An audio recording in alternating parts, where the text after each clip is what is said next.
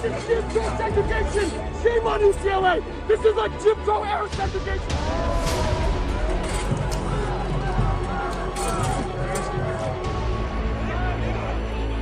Shame on them! You should not interfere! They earned their spot!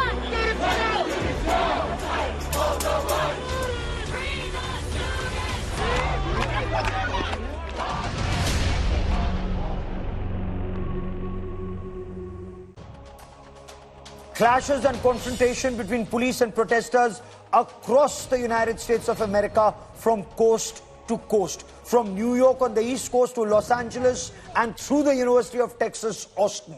Police in riot gear with riot shields, they moved in. There are reports of close to 1,000 arrests across the United States of America.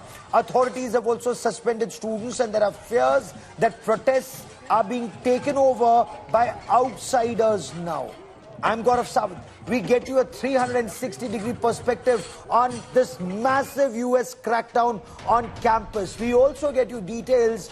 What should Indian students in the United States do? Do's and don'ts for them. But first, as always, the headlines.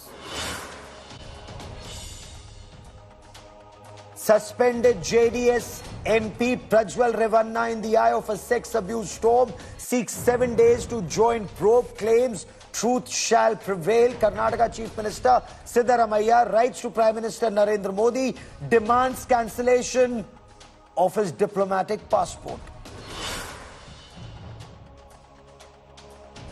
Congress all set to end suspense on Uttar Pradesh's VIP seats. Congress to announce Amethi and Raebareli candidates tomorrow, 24 hours ahead of the last day for filing nominations. Union Home Minister Amit Shah meets the Hubli stabbing victim Neha's family. The victim was stabbed on the 18th of April and her father alleged a conversion angle in Neha's killing.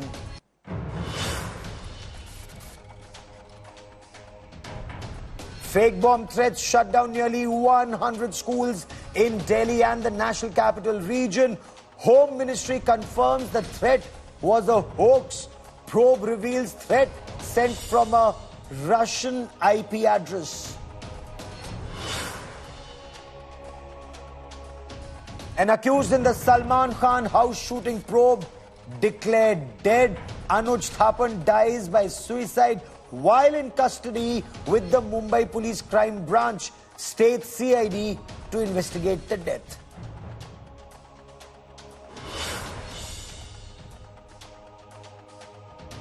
Police in riot gear moved into prestigious Columbia University and cleared the Hamilton Hall and encampment on the campus, with the administration calling for the police to end the siege. There are apprehensions that outsiders have taken over student protests. But this crackdown is not restricted to Columbia alone. From Columbia to University of Texas, Austin to UCLA on the West Coast, there have been massive clashes and crackdown. Students continue to insist on full disclosure of US and Israeli arms industries funding universities and courses and demanding that colleges divest. The authorities, on the other hand, have firmly said they cannot permit endless interruption to education.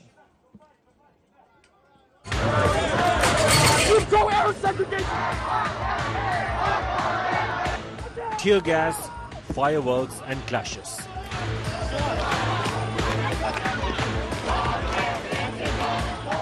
UCLA campus crackdown intensifies.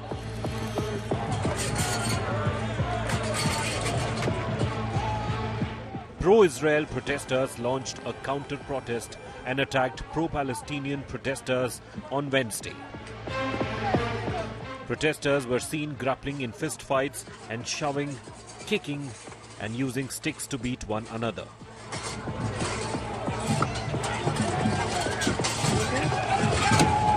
Segregation! Shame on UCLA! This is like Jim Crow era segregation! Shame on UCLA! Police have swept through the campus to separate pro-Palestinian and pro-Israeli demonstrators at University of California in Los Angeles.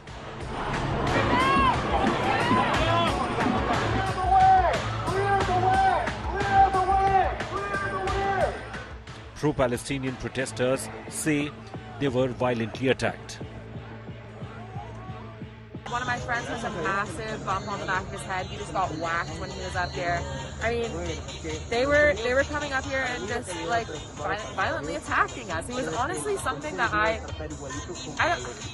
I'm kind of annoyed at myself for not seeing it coming, but I just didn't think that it would ever escalate to this level where our protest is met by counter-protesters who are violently hurting us, inflicting pain on us when we are not doing anything to them. Student protests have spread to dozens of university campuses across the US in recent days, expressing opposition to Israel's war in Gaza. Bureau Report, India Today.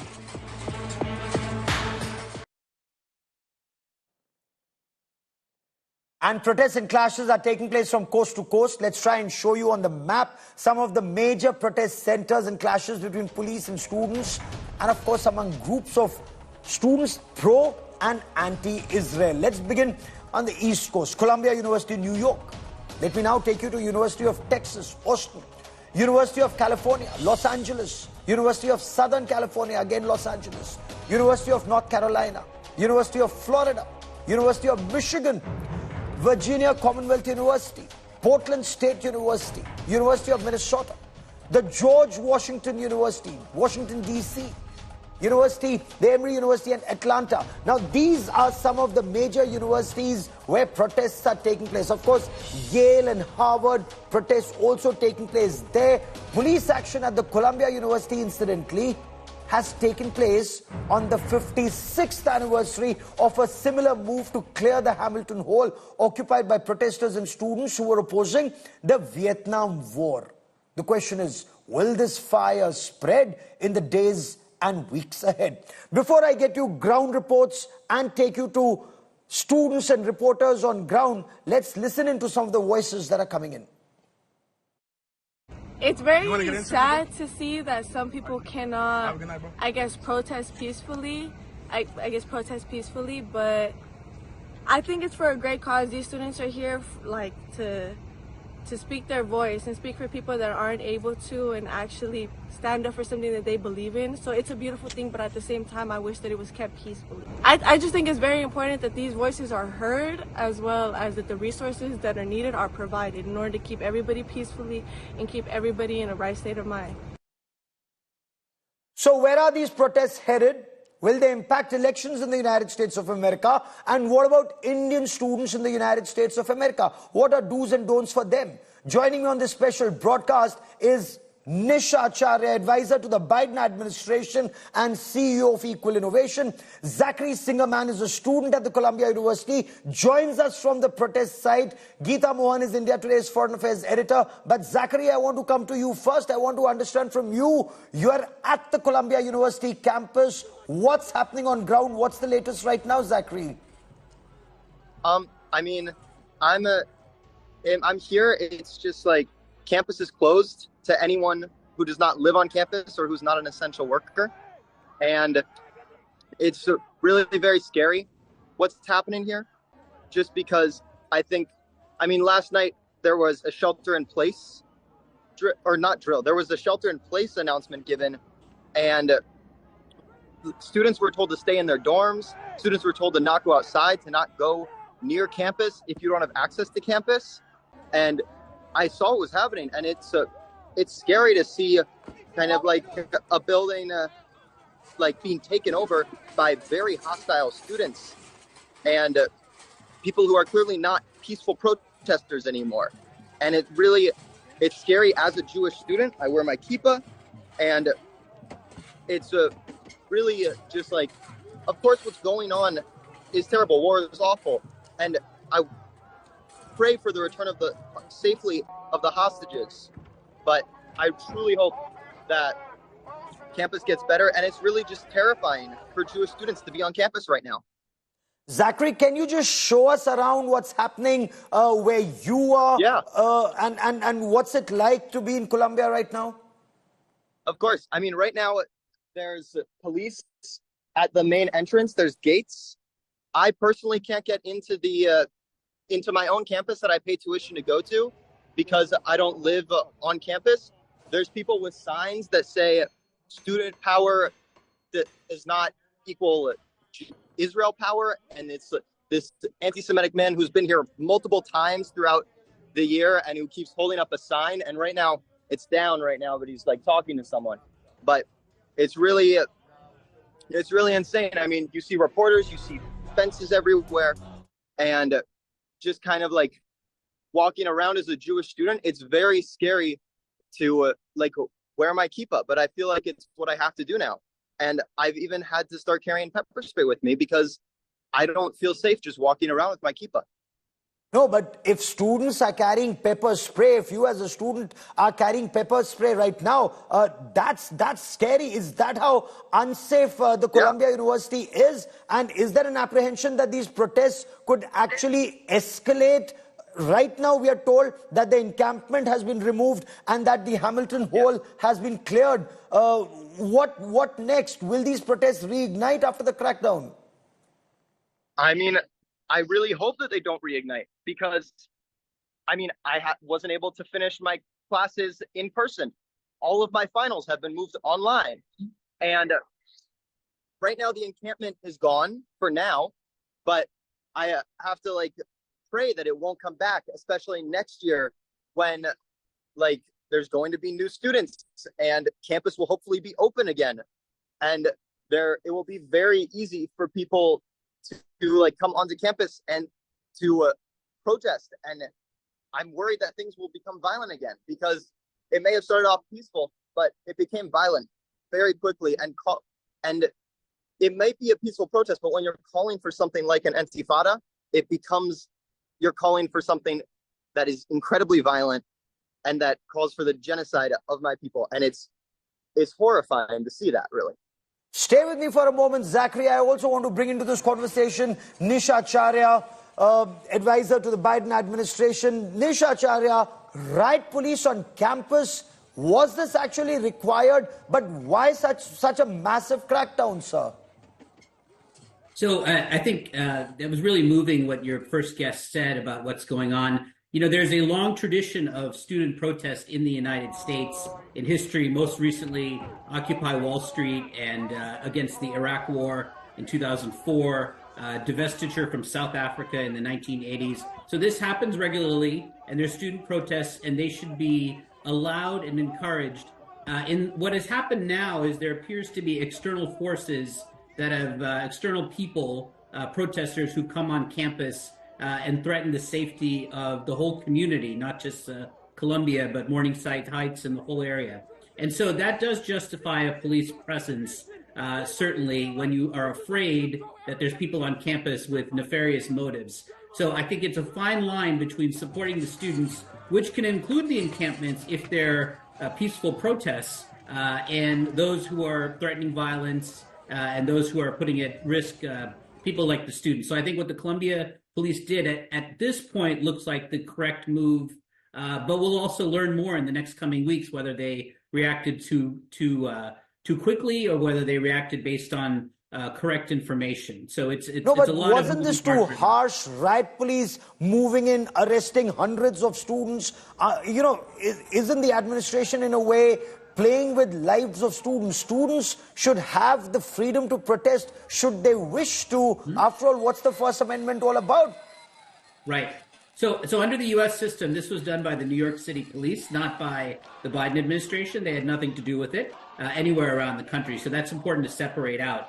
The second thing is they do have the right to freedom of speech, but by U.S. law, freedom of speech stops when it comes into harm with somebody else. So just like the previous guest was worried about his safety, when that happens, the police have a right to come in. And in this case, there seems to be evidence that there was external non-Columbia people in the buildings who are causing a lot of the violence particularly. So that is why there are police there. I don't think you know, for the last week, we've had encampments at a lot of places, and there hasn't been riot police because that is the right of the students to protest peacefully. But when it got violent, when it became occupational, when they were calling for intifada, that becomes a safety issue, and the local police will always move in. And again, we don't know whether it was too early or not. That's something we'll find out in hindsight, unfortunately. Okay. Zachary, tell me more about this call for intifada and the administration saying that outsiders are taking control of protests. Who are these outsiders, Zachary? I want to understand that from you before I bring in my colleague Geeta Mohan. So these outsiders coming onto campus, it's like they're very much riling up like students who have the right to peacefully protest. But by having these outside factors come into campus who are uncontrolled and who are not in any way like a part of Columbia University, it makes campus much more dangerous, and it allows for what could be peaceful protests to become very violent and a lot more scary. Hey, Nish Acharya, many students seem to voice this opinion that it's the Biden administration that's buckled under pressure of this very powerful Jewish lobby, and this may have an impact, or it may adversely impact the Biden campaign and elections.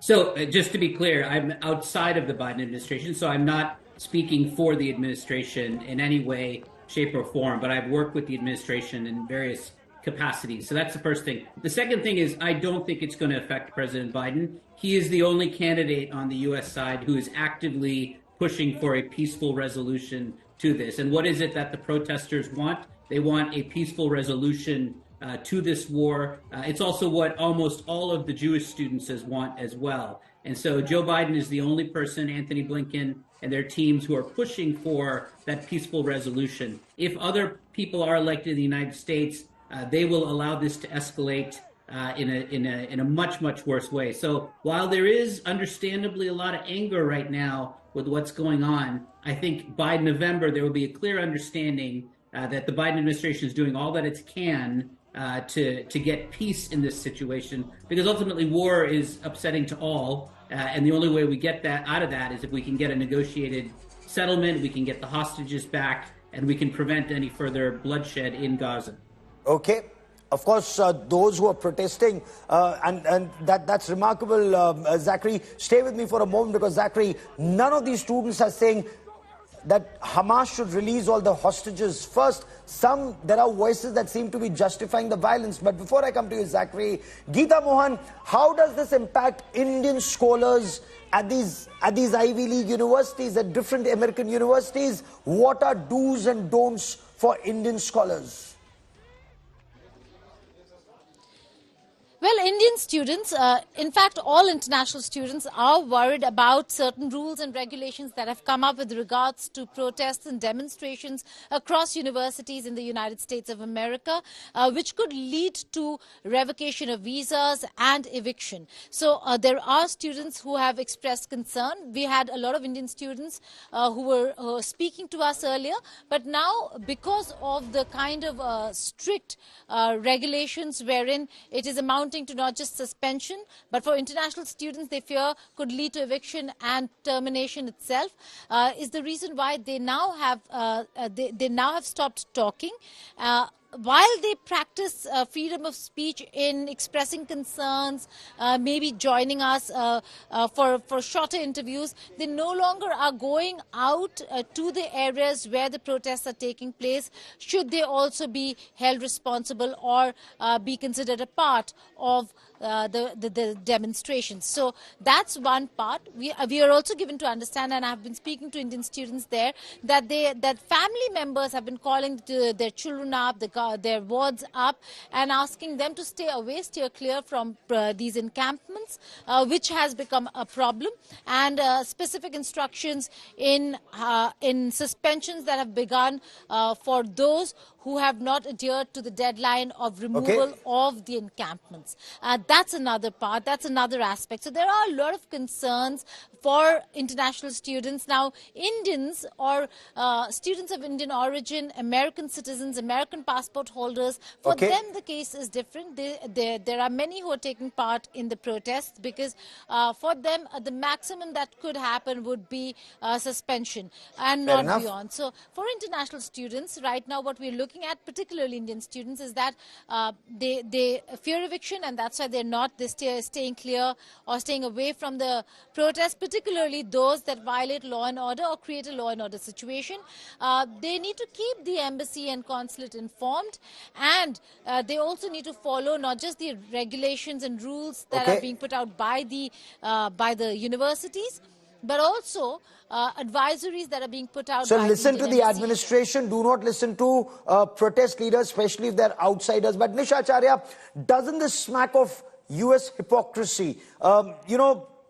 Practice something else at home, preach something else to the world. That's what America is doing. If protests are taking place in other countries, I mean, be it the Jasmine Revolution or the Arab Spring or protests in different parts of the world, America preaches. But look at the brutal crackdown that's taking place on American universities, sir. So I would disagree with that premise. The United States was very supportive of the Arab Spring and very supportive of most protest movements against authoritarian countries. We've been very supportive of the Ukraine war, and the administration is pushing hard for a settlement here. I think, and also in terms of brutal crackdown, we've seen arrests and we've seen violence in response to that. But a brutal crackdown would imply that a lot of these folks are beaten when they're deliberately helpless and that sort of thing. And that's not what we're seeing. We're seeing, unfortunately, violence occur during the process of restoring orders. And I understand that that's a small, people will view that differently, but I don't think we're seeing a brutal crackdown. Also, so far it's New York, Los Angeles. It's not across the country. I don't think we're seeing any hypocrisy from the United States. Our students are protesting, and they're protesting and making a point. Fair enough. So you're saying that it's happening only perhaps coast to coast, not in the heart of America, except, of course, perhaps pockets of Texas. But I want to understand from you, Zachary, there are some voices that say that this is not organic, it's orchestrated. There are outside funds that are being used here. Is there any merit in this contention? Well, it's very clear that there's outside people coming onto the university, like just sneaking through the cracks, and they're very much like instigating and making what could be peaceful protests that wouldn't lead to people and like illegally entering into buildings or like taking over Hamilton Hall. Yes. They like these outside forces are riling people up. Outside forces are riling people up, but which are these outside forces, if at all? To my guest, many thanks for joining me. But I want to leave our viewers with what the government of India told the United States of America. You must practice what you preach, because you're judged not by what you say overseas, but what you do at home. Listen in to the spokesperson of the Ministry of External Affairs. We've seen reports, or several reports on it, and have been following related events. In every democracy, there has to be the right balance between freedom of expression, sense of responsibility and public safety and order. Democracies in particular should display this understanding in regard to other fellow democracies. After all, we are all judged by what we do at home and not what we say abroad. We are always in touch with Indian students, and as and when there are issues which have to be resolved, we'll look into it.